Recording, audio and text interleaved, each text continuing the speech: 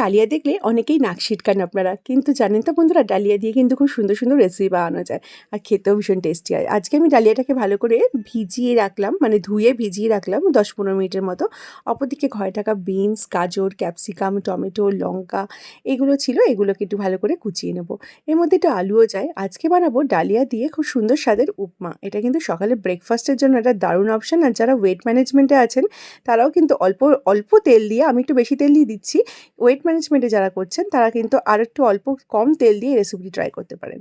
এবার এই বিনস, গাজর, ক্যাপসিকাম এগুলোকে কেটে নিয়েছি। অপরদিকে একটু টমেটো আর লঙ্কাকেও কুচি কুচি করে কেটে নিচ্ছি। এত সবজি না থাকলেও শুধু বিনস, গাজর দিয়েও করা যায়, অথবা অল্প দু একটা সবজি অথবা শুধু আলু দিয়েও কিন্তু রেসিপিটি ট্রাই করতে পারেন। ভীষণ ভালো লাগে খেতে। কড়াইটা ভালো করে গরম করে 2 থেকে 3 চামচের মতো সাদা তেল দিচ্ছি। এর মধ্যে সর্ষে ফোড়ন দিয়ে দিলাম। দিয়ে দিচ্ছি আদা, লঙ্কা, টমেটো কুচিটা। দিয়ে এবার একটুখানি নেড়ে চেড়ে এর মধ্যে দিয়ে দেবো কারি পাতা। কারি পাতা দেওয়ার পরে এবার এটাকে ভালো করে একটু ভাজতে হবে কয়েক সেকেন্ডের মতো। আচ্ছা বন্ধুরা, যারা ওয়েট ম্যানেজমেন্টের জন্য করছেন তারা কিন্তু জাস্ট 1 চামচ তেলে রান্নাটা করবেন। আমি এটা মানে বাড়িতে সবার জন্য করছি বলে 3 চামচ তেল দিয়েছি। এবার এর মধ্যে কেটে রাখা ভেজিটেবলসগুলো অ্যাড করলাম।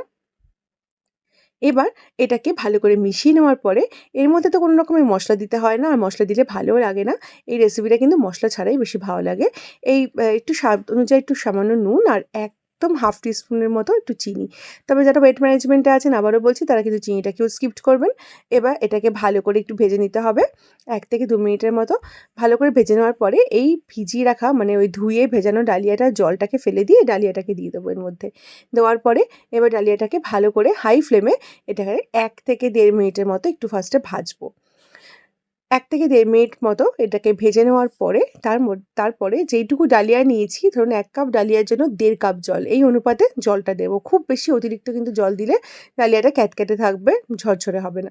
এবার এটাকে জলটাকে দিয়ে ভালো করে একটুখানি ঢেকে রাখতে হবে লো ফ্লেমে 5 মিনিট। 5 মিনিট পর ঢাকনাটাকে তুললে একটু জল ভাব থাকবে, তাতে কোনো চিন্তার ব্যাপার নেই। তারপর একটুখানি নাড়তে থাকবেন, দেখবেন ডালিয়াটা কিন্তু একদম রেডি হয়ে গেছে। 5 মিনিট পর ঢাকনাটাকে তুলে ডালিয়াটাকে একটু এইভাবে গ্যাসটাকে ফ্লেমটা কম রেখেই একটু নাড়তে চাড়তে থাকুন আরও 2 থেকে 3 মিনিট। দেখুন ডালিয়াটা এইভাবে কড়াই থেকে অটোমেটিক উঠে আসবে, মানে একদম উপমাটা কিন্তু তখন রেডি হয়ে যাবে, বুঝতেই পারবেন। সুজি দিয়ে তো অনেকেই উপমা ট্রাই করেছেন। এই ডালিয়া দিয়েও একটিবার এইভাবে উপমাটা ট্রাই করুন। চাইলে উপর দিয়ে সামান্য একটু ঘি বা বাটারও ছড়িয়ে দিতে পারেন, আরও টেস্টি লাগবে তাহলে খেতে। তো এইভাবে উপমাটা ট্রাই করে দেখুন। মানে সুজির থেকে কিন্তু বেশি টেস্টি হয় ডালিয়ার এই উপমাটা। আর যদি ট্রাই করেন তাহলে কমেন্টে জানাবেন রেসিপিটি কীরকম লাগলো। সকালের টিফিনে অথবা ব্রেকফাস্টে অথবা বিকালের টিফিনে অথবা স্কুলের টিফিনে অথবা অফিসের টিফিনে এরকম কিন্তু একটা রেসিপি চটজলদি আর কিন্তু ঘরোয়া উপকরণ দিয়ে বানিয়ে সহজেই নিয়ে যেতে পারেন। তো বন্ধুরা, আপনারা বাড়িতে ট্রাই করুন রেসিপিটি। তারপরে কমেন্টে জানান রেসিপিটি কীরকম লাগলো। ভালো লাগলে বন্ধু-বান্ধবের সাথে শেয়ার করে দেওয়ার অনুরোধ রইল।